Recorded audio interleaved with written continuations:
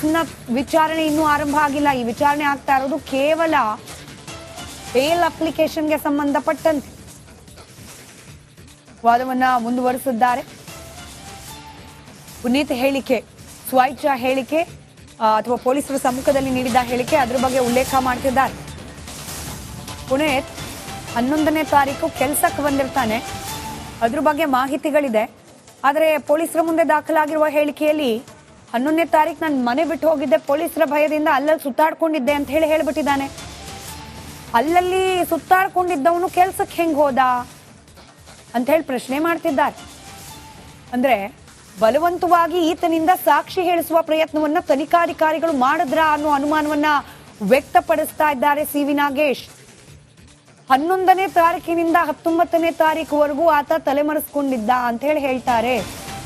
19ನೇ ತಾರೀಕಿನ ನಂತರದಲ್ಲಿ ಆತನ ಹೇಳಿಕೆಯನ್ನ ದಾಖಲು ಮಾಡ್ಕೊಳ್ತಾರೆ.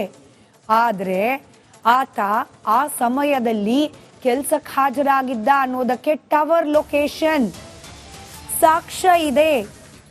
ಇಲ್ಲಿ ಸುಳ್ಳು ಹೇಳ್ತಾ ಇರೋದು ಹಾಗಾದ್ರೆ ಪುನೀತ ಅಥವಾ ತನಿಖಾಧಿಕಾರಿಗಳ ಅನ್ನೋ ಪ್ರಶ್ನೆಯನ್ನ ಇದೀಗ ಮುಂದಿಟ್ಟಿದ್ದಾರೆ ಸಿ.ವಿ. ನಾಗೇಶ್.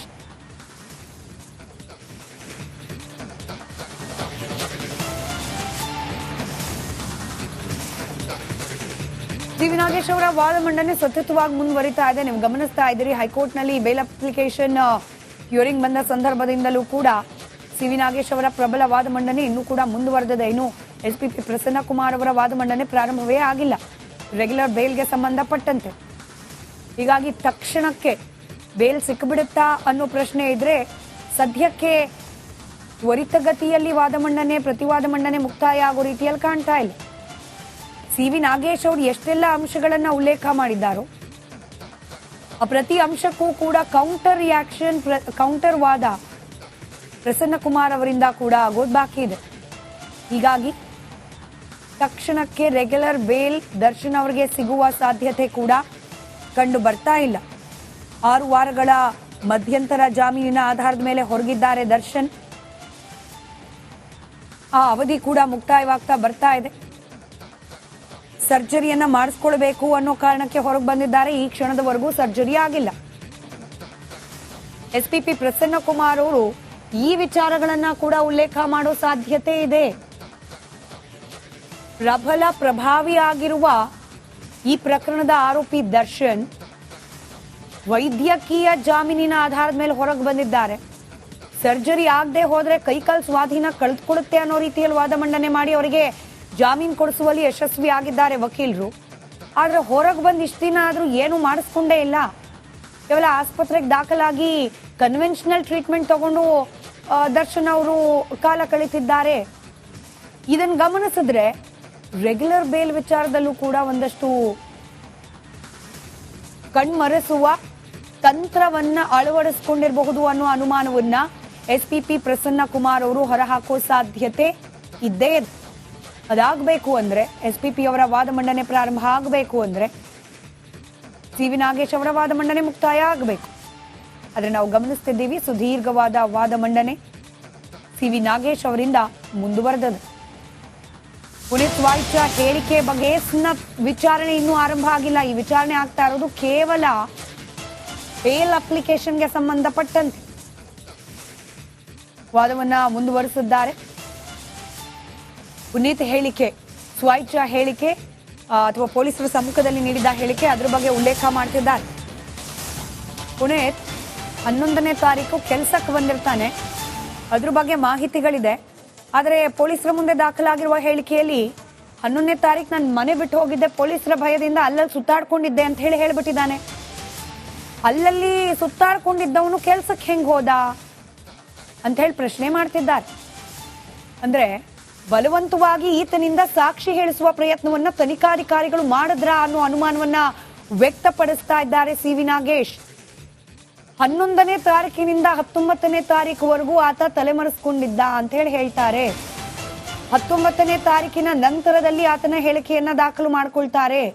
ಆದ್ರೆ ಆತ ಆ ಸಮಯದಲ್ಲಿ ಕೆಲ್ಸಕ್ಕೆ ಹಾಜರಾಗಿದ್ದ ಅನ್ನೋದಕ್ಕೆ ಟವರ್ ಲೊಕೇಶನ್ ಸಾಕ್ಷ್ಯ ಇದೆ. ಇಲ್ಲಿ ಸುಳ್ಳು ಹೇಳ್ತಾ ಇರೋದು ಹಾಗಾದ್ರೆ ಪುನೀತ ಅಥವಾ ತನಿಖಾಧಿಕಾರಿಗಳ ಅನ್ನೋ ಪ್ರಶ್ನೆಯನ್ನ ಇದೀಗ ಮುಂದಿಟ್ಟಿದ್ದಾರೆ ಸಿ.ವಿ. ನಾಗೇಶ್.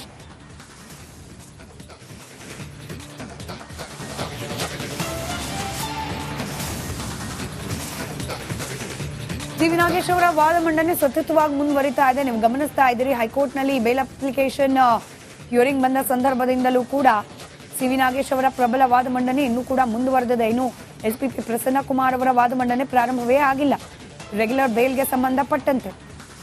ಹೀಗಾಗಿ ತಕ್ಷಣಕ್ಕೆ ಬೇಲ್ ಸಿಕ್ಕಿಬಿಡುತ್ತಾ ಅನ್ನೋ ಪ್ರಶ್ನೆ ಇದ್ರೆ ಸದ್ಯಕ್ಕೆ ತ್ವರಿತಗತಿಯಲ್ಲಿ ವಾದ ಮಂಡನೆ ಪ್ರತಿವಾದ ಮಂಡನೆ ಮುಕ್ತಾಯ ಆಗೋ ರೀತಿಯಲ್ಲಿ ಕಾಣ್ತಾ ಇಲ್ಲ. ಸಿ.ವಿ. ನಾಗೇಶ್ ಅವರು ಎಷ್ಟೆಲ್ಲ ಅಂಶಗಳನ್ನ ಉಲ್ಲೇಖ ಮಾಡಿದ್ದಾರೋ ಆ ಪ್ರತಿ ಅಂಶಕ್ಕೂ ಕೂಡ ಕೌಂಟರ್ ರಿಯಾಕ್ಷನ್ ಕೌಂಟರ್ ವಾದ ಪ್ರಸನ್ನ ಕುಮಾರ್ ಅವರಿಂದ ಕೂಡ ಆಗೋದು ಬಾಕಿ ಇದೆ. ಹೀಗಾಗಿ ತಕ್ಷಣಕ್ಕೆ ರೆಗ್ಯುಲರ್ ಬೇಲ್ ದರ್ಶನ್ ಅವರಿಗೆ ಸಿಗುವ ಸಾಧ್ಯತೆ ಕೂಡ ಕಂಡು ಬರ್ತಾ ಇಲ್ಲ. 6 ವಾರಗಳ ಮಧ್ಯಂತರ ಜಾಮೀನಿನ ಆಧಾರದ ಮೇಲೆ ಹೊರಗಿದ್ದಾರೆ ದರ್ಶನ್. ಆ ಅವಧಿ ಕೂಡ ಮುಕ್ತಾಯವಾಗ್ತಾ ಬರ್ತಾ ಇದೆ. ಸರ್ಜರಿಯನ್ನ ಮಾಡಿಸ್ಕೊಳ್ಬೇಕು ಅನ್ನೋ ಕಾರಣಕ್ಕೆ ಹೊರಗೆ ಬಂದಿದ್ದಾರೆ. ಈ ಕ್ಷಣದವರೆಗೂ ಸರ್ಜರಿ ಆಗಿಲ್ಲ. ಎಸ್ಪಿಪಿ ಪ್ರಸನ್ನ ಕುಮಾರ್ ಅವರು ಈ ವಿಚಾರಗಳನ್ನ ಕೂಡ ಉಲ್ಲೇಖ ಮಾಡೋ ಸಾಧ್ಯತೆ ಇದೆ. ಪ್ರಬಲ ಪ್ರಭಾವಿ ಆಗಿರುವ ಈ ಪ್ರಕರಣದ ಆರೋಪಿ ದರ್ಶನ್ ವೈದ್ಯಕೀಯ ಜಾಮೀನಿನ ಆಧಾರದ ಮೇಲೆ ಹೊರಗೆ ಬಂದಿದ್ದಾರೆ. ಸರ್ಜರಿ ಆಗದೆ ಹೋದ್ರೆ ಕೈಕಾಲ್ ಸ್ವಾಧೀನ ಕಳೆದುಕೊಳ್ಳುತ್ತೆ ಅನ್ನೋ ರೀತಿಯಲ್ಲಿ ವಾದ ಮಂಡನೆ ಮಾಡಿ ಅವರಿಗೆ ಜಾಮೀನು ಕೊಡಿಸುವಲ್ಲಿ ಯಶಸ್ವಿ ಆಗಿದ್ದಾರೆ ವಕೀಲರು. ಆದ್ರೆ ಹೊರಗೆ ಬಂದು ಇಷ್ಟು ದಿನ ಆದ್ರೂ ಏನು ಮಾಡಿಸ್ಕೊಂಡೇ ಇಲ್ಲ. ಕೇವಲ ಆಸ್ಪತ್ರೆಗೆ ದಾಖಲಾಗಿ ಕನ್ವೆನ್ಷನಲ್ ಟ್ರೀಟ್ಮೆಂಟ್ ತಗೊಂಡು ದರ್ಶನ್ ಅವರು ಕಾಲ ಕಳೀತಿದ್ದಾರೆ. ಇದನ್ನು ಗಮನಿಸಿದ್ರೆ ರೆಗ್ಯುಲರ್ ಬೇಲ್ ವಿಚಾರದಲ್ಲೂ ಕೂಡ ಒಂದಷ್ಟು ಕಣ್ಮರೆಸುವ ತಂತ್ರವನ್ನ ಅಳವಡಿಸಿಕೊಂಡಿರಬಹುದು ಅನ್ನೋ ಅನುಮಾನವನ್ನ ಎಸ್ಪಿಪಿ ಪ್ರಸನ್ನ ಕುಮಾರ್ ಅವರು ಹೊರಹಾಕೋ ಸಾಧ್ಯತೆ ಇದ್ದೇ ಇದೆ. ಅದಾಗಬೇಕು ಅಂದ್ರೆ ಎಸ್ಪಿಪಿ ಅವರ ವಾದ ಮಂಡನೆ ಪ್ರಾರಂಭ ಆಗಬೇಕು ಅಂದ್ರೆ ಸಿ.ವಿ. ನಾಗೇಶ್ ಅವರ ವಾದ ಮಂಡನೆ ಮುಕ್ತಾಯ ಆಗಬೇಕು. ಆದ್ರೆ ನಾವು ಗಮನಿಸ್ತಿದ್ದೀವಿ ಸುದೀರ್ಘವಾದ ವಾದ ಮಂಡನೆ ಸಿ.ವಿ. ನಾಗೇಶ್ ಅವರಿಂದ ಮುಂದುವರೆದಿದೆ.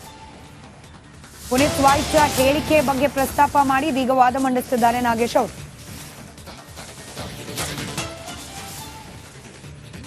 ಪುನೀತ್ ಸ್ವಾಯಿಚ್ಚ ಹೇಳಿಕೆ ದಾಖಲು ಮಾಡಿಕೊಳ್ಳಿಕ್ಕೆ ಆಗಿರುವ ವಿಳಂಬ ಡಿಲೇ ಅದ್ರ ಬಗ್ಗೆ ಪ್ರಶ್ನೆ ಮಾಡ್ತಿದ್ದಾರೆ. 8ನೇ ತಾರೀಕು ಕೊಲೆ ಆಗುತ್ತೆ, 9ನೇ ತಾರೀಕು ಆತ ಬೆಂಗಳೂರಿನಲ್ಲಿ ಇರ್ತಾನೆ ಪುನೀತ್, 10ನೇ ತಾರೀಕು ಅವ್ನ ಕೆಲ್ಸಕ್ಕೆ ವಾಪಸ್ ಹೋಗಿದ್ದಾನೆ ಅನ್ನೋದಕ್ಕೂ ಕೂಡ ಒಂದಷ್ಟು ಸಾಕ್ಷ್ಯಗಳಿದೆ. ಅಲ್ಲದೆ ಪುನೀತ್ ಬಳಿ ಇನ್ನೊಂದು ಫೋನ್ ಕೂಡ ಇತ್ತು. ಕೇವಲ ಟವರ್ ಲೊಕೇಶನ್ ಡಂಪ್ ಬಗ್ಗೆ ತೋರಿಸಿದ್ದಾರೆ, ಆದ್ರೆ ಆ ಫೋನ್ ಯಾರ ಜೊತೆ ಇತ್ತು ಅನ್ನೋದನ್ನ ತೋರಿಸಿಲ್ಲ.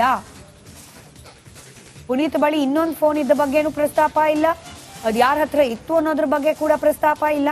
ಇದೆಲ್ಲವನ್ನ ಗಮನಿಸಿದ್ರೆ ತನಿಖಾಧಿಕಾರಿಗಳ ತನಿಖೆ ಬಗ್ಗೆನೆ ಒಂದಷ್ಟು ಅನುಮಾನಗಳಿರೋ ಬಗ್ಗೆ ಸಿ.ವಿ. ನಾಗೇಶ್ ಅವರು ಅನುಮಾನವನ್ನ ವ್ಯಕ್ತಪಡಿಸ್ತಾ ಇದ್ದಾರೆ.